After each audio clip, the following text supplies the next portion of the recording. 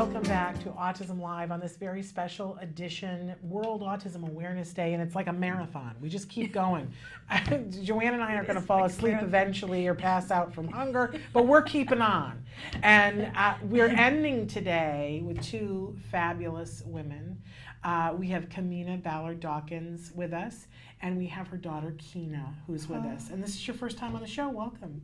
Thank you. Your mom's been here before, but yeah. I'm happy to finally get to meet you, though, and thrilled that you're here with us. We and I should say too, Joanne is back. Joanne Lara from Autism Works Now and Autism Movement Therapy, and recently Joanne did an article for Autism Asperger Digest, and which is Future Horizons. I did not know that. Oh yeah, this is Temple. Temple's our lead columnist, and I'm a columnist. I did not know that. I did not know that. Yeah. And tell us what the article was that you did. Are African American children being served the same as their counterparts? And I think, Kameena, we all knew that the answer to it was no, right? No. But I was educated, though, by how deeply it is that they're not being served. Were there things that, I know that you were part of the article and featured in the article and worked with Joanne on shedding some light on this, but were there even things that you were shocked at, or was this pretty much you knew? I pretty much knew it. I mean, honestly, first of all, I love Joanne because from the second I met her, I knew she was doing great work. Yeah. And we met again on the show, and when we reconnected and she asked me about it, it was like, this is my life. So it wasn't that hard for me to put into words or in writing, so to speak, about just disparities in general. And although there are disparities within a non-African American community, whereas rural populations and things of that nature, but African Americans, any multi-ethnicities are really, I don't want to say underserved, I want to say not served in a certain community. The late diagnosis, even my daughter here was diagnosed really, really late at age 4, and I had to fight 2 years for that diagnosis. Yeah. And so she's really a disparity within a disparity, being an African American female, because of course females are disparities as well. So getting back to the article, when it came time to write that, it really was just like another one of those moments that was surreal for me to really open up to other families and let them know sincerely what I had been going through and what I've been going through from the beginning, so that we can draw attention to that and help get the children that are diagnosed after my daughter some help. Yes. And not just a diagnosis, but lead them into interventions. Because that's also the other thing. She didn't get any interventions whatsoever until she was 8. Wow. So for her to, and I'll let her tell her story, but to then be faced with residential at such a young age of 10, why is that? And could that have been prevented? Yeah. And the answer to all of that is yes. Okay, so we'd love to hear from you, Keena. So you're how old again? 15. And beautiful. You are a beautiful young woman. Well, thank you very much. And it's so thrilling to have you here. And so what age were you diagnosed with autism? I think I remember 4. 4, okay. But Mom was saying you didn't get any support and services until 8. Yeah, it was a very hard time. And I'm curious as to it is, as you said, it's been hard. It's not been easy for you or for your mom. What do you think has been the hardest? Well, kind of this not going and doing a lot of things, and kind of where I'm at now. I think I'm very proud of myself for getting to where I'm at. Because you're doing great things now. Mm-hmm. But so at what age did you stop living at home? I believe 10. And talk to us a little bit about that. Was that hard? Yeah, it wasn't easy because, sometimes you get a little emotional or scared, and you just can't figure out what's going wrong. You think it's yourself, baby. It's not going to be yourself. Sometimes you just have to figure it out for yourself sometimes, though. Yeah. There's always help around the way, like Mom and other people. And you and your mom are really close, is that correct? Yes. And are you still not living at home? Yes, but I come home for a lot of visits. And there's probably a lot of parents that are watching that are trying to decide if their kids should stay at home for a period of time or go live someplace else. And they'd really love to hear from you. Even though it was hard for you going and living someplace else, do you think that it's been better because you went someplace else? Somewhat. Somewhat. And when you look at the future, do you think it's better for you to stay where you are, or do you want to spend more time at home? Spend more time spend more time at home. It's a mouthful. It's a hard. Yes. It's a hard thing to say. And do you and your mom talk about that? Yeah. Yeah.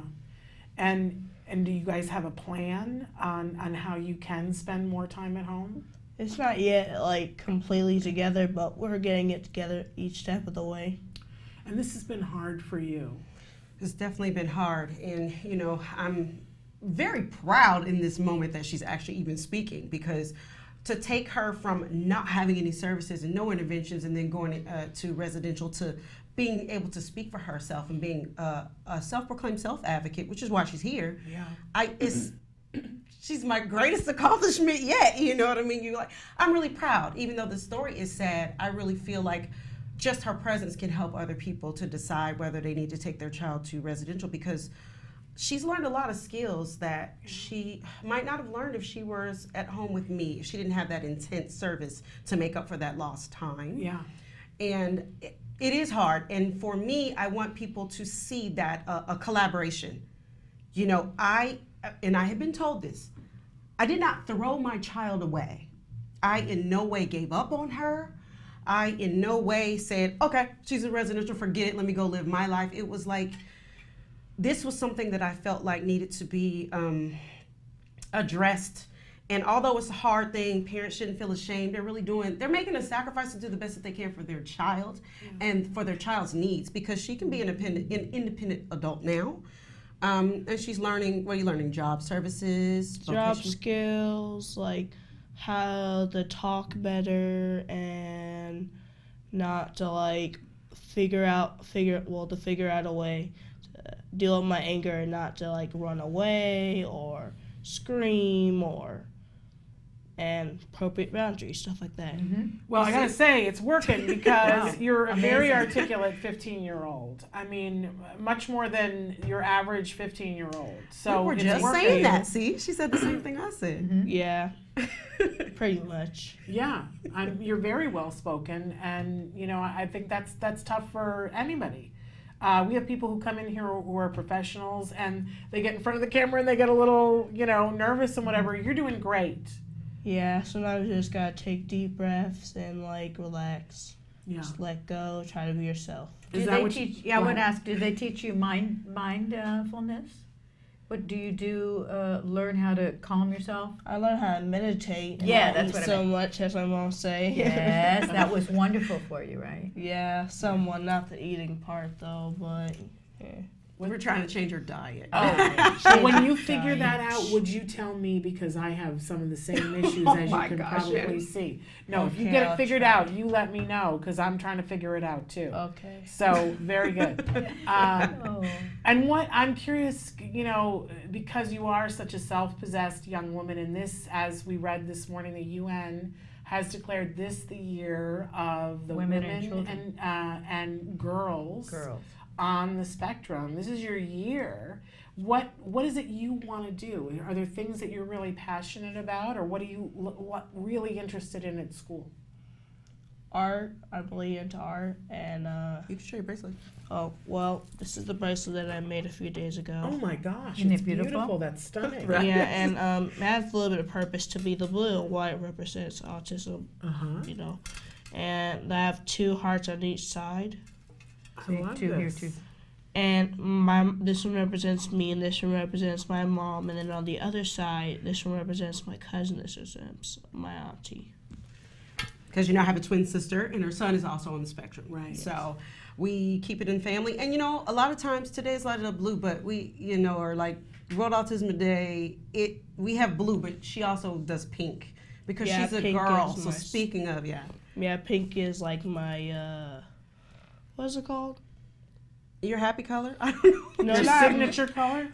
not my signature color, but it's like a special color to me that makes me feel like the good. color that vibrates. Oh yes, Yes, the color so that makes me feel Yeah, like the vibration color, best. right? she Yeah. recently started wearing other colors other than that fuchsia pink. Right. On all It's of really the good color. things that you see, even in the article, She has on she fuchsia? has on like fuchsia. She has on pink, so it's a big okay. deal for her to go. It's like But the favorite color. yeah, but the fuchsia and the pink. She told me a long time ago that not all boys. It's not always boys on the spectrum. It's girls too. That's right. So every and time the you UN see- said so today too. Yeah, they were. Sure so did. So there's that. That's right. Really remarkable. So, and you mentioned it is Light It Up Blue Day today. Yes. Are Oh, you it going is to be today, lighting Light It Up Blue. It is. Yeah. Are you gonna- It And is. you're already lighting it up blue. So the I reason have why a That's blue one. right. And we're wearing blue for a very special reason. It's not just for the initiative in this country, I was just telling Joanne, and you already know this, but I work with other societies outside of the U.S., Egypt in particular, and this is a gift that I received last year when we were there with Dalia Soliman. So I wanted to make sure that I represent a little bit more today and wear my blue and basically represent that awareness, the acceptance, and all the things that initiative stands for. So not just to be wearing blue and not just for in this country, but to unite us all on this day. Wouldn't that be a lovely thing? I would love it the most. That's to be a united dream. And absolutely. It's a dream of mine.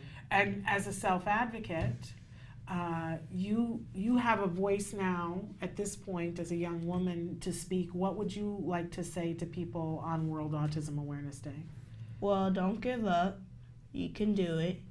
And the other couple things, it is hard. I'm not saying it's not hard, but it could be like easy if you believe it can be easy. It can be hard if you give up. Just don't give up. We can do it. You're I a believe. powerful young woman.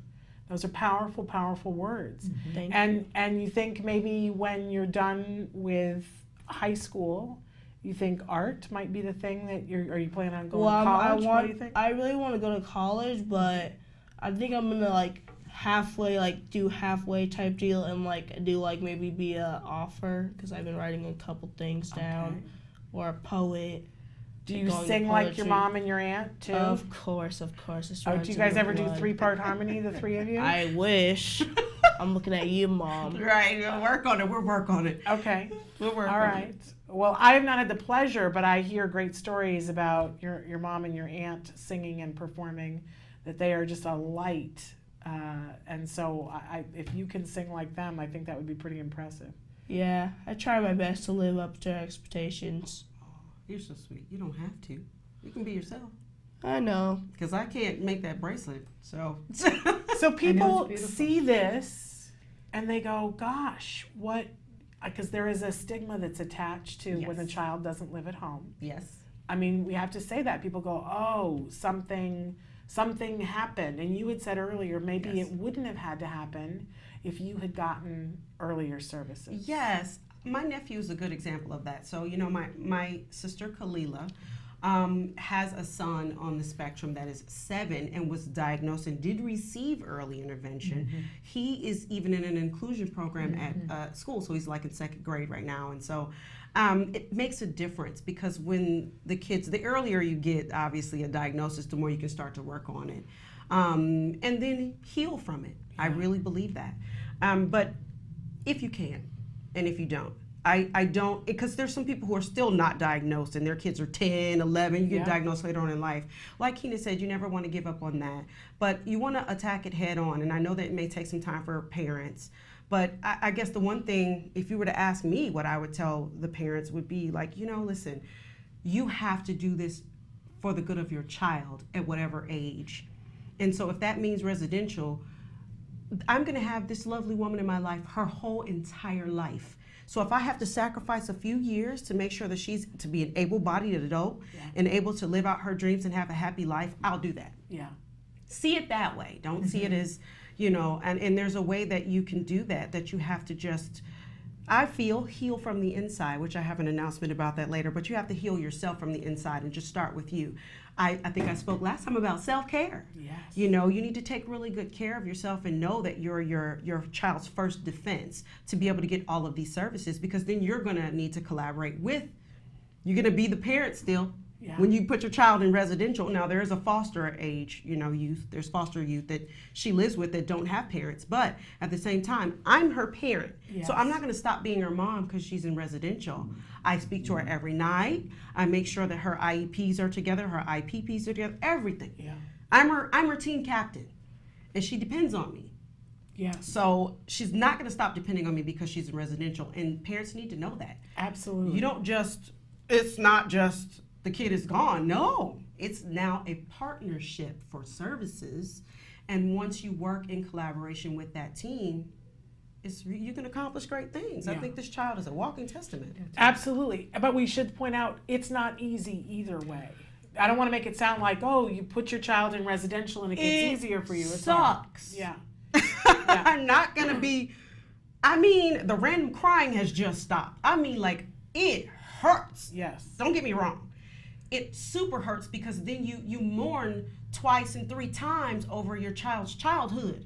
You mourn over not being able to get Easter baskets and, Hanukkah this, Christmas that. You mourn over holidays. You mourn over, for instance, I know it's a little private, but when she became a female, Menses started, I wasn't with her. Right.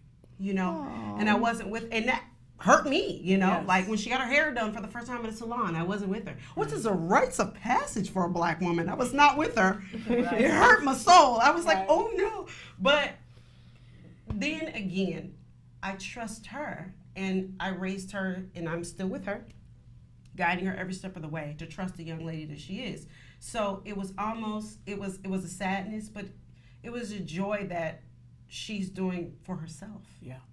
And you made I think we have to go back to, you made the tough decision about what was best for her in that moment. And that's true parent. It was not about me. Right. It was not about me, because if I would smother her if I could. Like, Right. I think we can all tell. Like, you know what I mean? Like, oh. She loves you. Well, everyone knows I'm a passionate mommy, but I Right. let that passion try to fuel me to help other kids as well. And it wasn't just about my kid, because Right. I thought, listen, I have an opportunity to really turn it around. For me, it totally sucked. I cried every day. Let's be real. I still cry. I'm saddened every time the phone rings. I drop the phone and she's not on it, and I'm not talking to her in at night. I cry. But I have a support system that helps me to get through that, and you all have been a part of that naturally. But it's really tough. It's an emotional thing to say that the reason why I did it and the reason why I continue to keep her there is because of her needs. Yes. Right? Because of what my child needs. It has nothing to do with me wanting her at home. Well, it's a testament to a powerful, powerful woman. I have tissues. I thought I wasn't going to cry. I tried not to, No, but I think we have to do I that. thought It's that a natural. It's like a natural de-stressor. Thank you. So That's right. Listen to the counseling. But Thank I want to you. speak to Yes. the article. I've been helping a lot of people this year. I don't think I need to praise. Thank you. But yes, Joanne, speak I want to to the speak to the article, Yes. Kameena, and us together writing it, because typically when I write for Autism Asperger's Digest, which is each edition, I want to try to find a voice that's for someone else. Yeah. So this voice was very important to me, because I knew already that the African American community was not being served correctly, Yeah. because I was in the LA Unified School District for 10 years, Right. and I saw everything. How our kids were being served, who had the behaviorists with them, who was getting speech and language, who was getting OT, who was getting diagnoses. Yeah. I already knew the answer to the question. And I said, let me write that article, because we want other families to be strong advocates for their children, like you were. You said, I need help, and many times she was turned away. Yeah. She would go to a hospital and they would say, it's all in your parenting skills. Right. Yes. And this is still being done today. This was 12 years ago. It's still happening. And so if you live, and I want us to talk to the viewers, if you live in a community where people are not listening to you, the professionals are not listening to you, what do you advise to do? First of all, I'm going to go back and say that in this article, I think everybody should read it, first of all. Absolutely. Because the way it's written, she can tell you, I was like texting her in tears, like, oh my God, you captured my life so perfectly. I did that. Because that is exactly what my story was. I was sitting home with a note. When she used to have tantrums and meltdowns because the air would come on. She had sensory issues. And she would just cry and cry and cry. And the neighbors would say that I was beating her and call Children's Services.